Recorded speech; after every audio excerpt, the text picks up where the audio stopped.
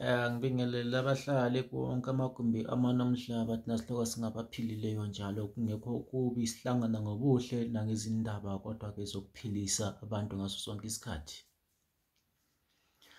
Ngudlozi ikhulu lo okhulumayo 0832066954. Okokuqala ngifuna ukukhuluma ngale ndaba yemali esheshayo bantu bakithi. Ngizocela amadoda angu-2 azimiseleyo abuye azongibona, amadoda amabili azimiseleyo abuye azombona. Ngifuna indoda enesibindi, angifuni indoda eqhaqhazelayo, angifuni indoda ebabazayo ezothi uma sibona into isiyenzakele ibisibabaza.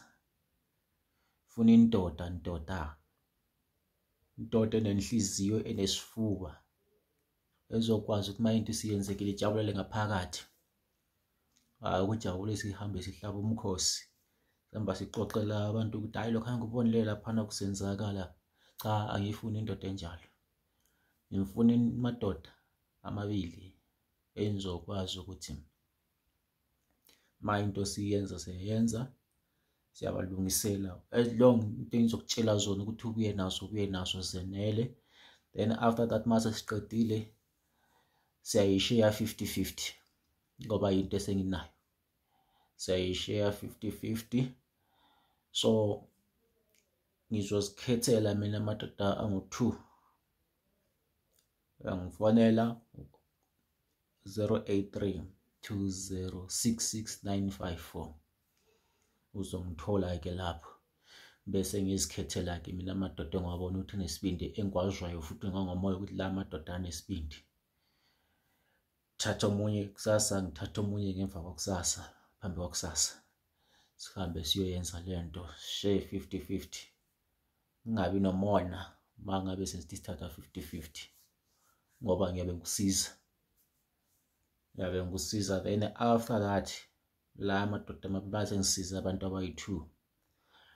Inkanyiso yale mali esheshayo abantu bakithi sisazoyihlela, sisazoyikhuluma, sizolibikela.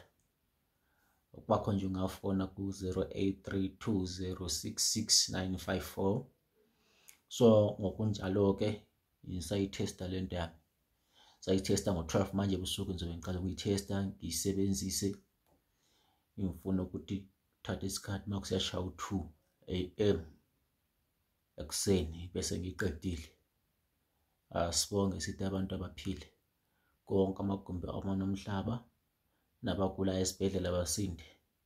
Siyathokoza singenakho ukuziphakamisa, singabantu ehlezi sizehlisile njalo senze umsebenzi wesintu ngokupheleliswa kwawo nangokuhlonipha. Sihlonipha namadlozi abantu, sihlonipha nawethu okuyikho ke manje osekungenze ngakhula ngaba ngaka ngafika kusona lesi sikhathi.